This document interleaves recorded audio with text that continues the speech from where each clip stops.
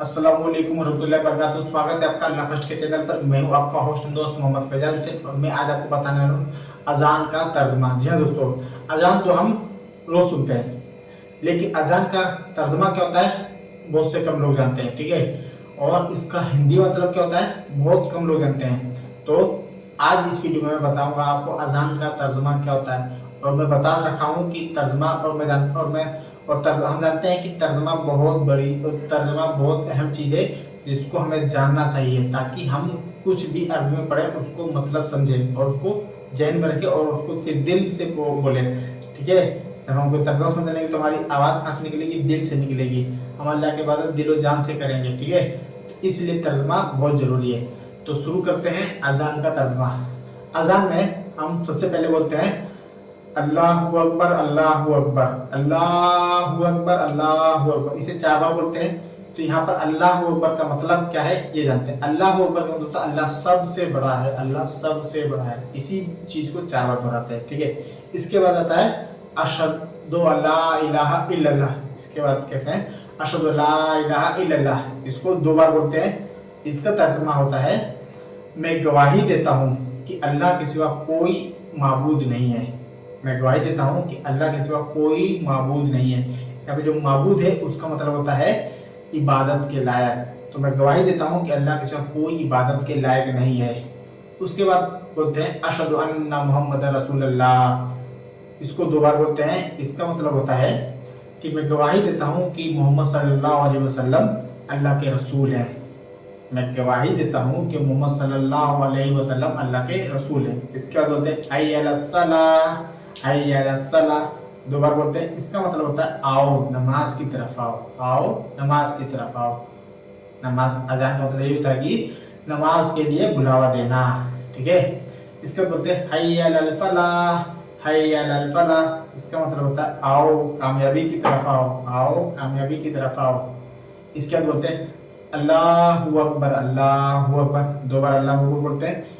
वही अल्लाहु अकबर के ऊपर मतलब बताया था, उसका मतलब होता है अल्लाह सबसे बड़ा है।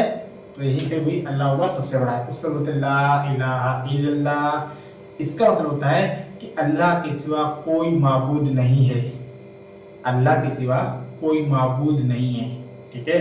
और माबूद का मतलब भी बता दिया कि इबादत के लायक, ठीक है।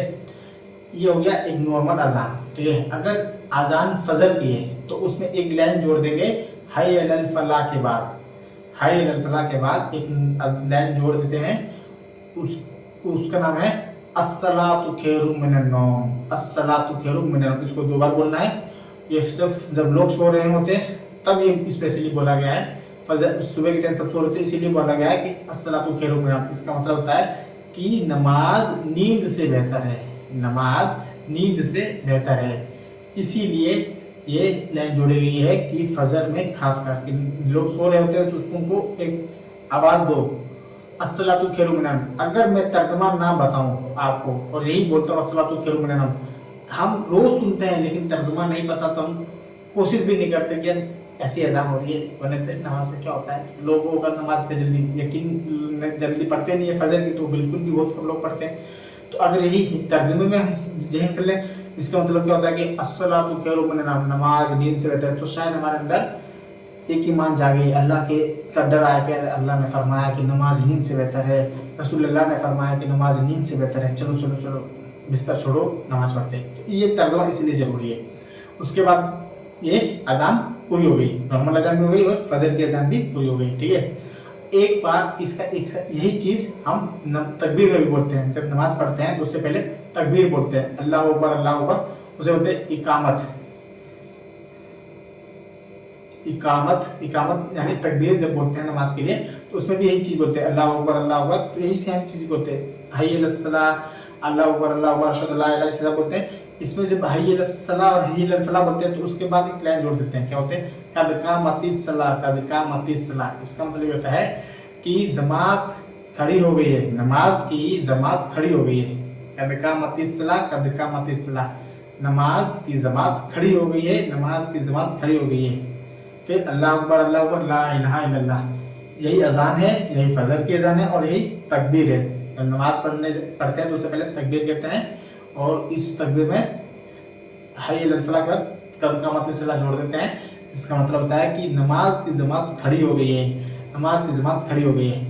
समझे? मैंने आपको अजान का तर्जुमा बता दिया और तकबीर इकामत का तर्जुमा बता दिया। आई होप कि आपको मेरी वीडियो अच्छी लगी हो। अगर मेरी वीडियो अच्छी लगी है तो लाइक, शेयर और कमेंट कर देना। और हाँ दोस्तों, मेरे चैनल को सब्सक्राइब कर देना प्लीज़। अस्सलाम वालेकुम।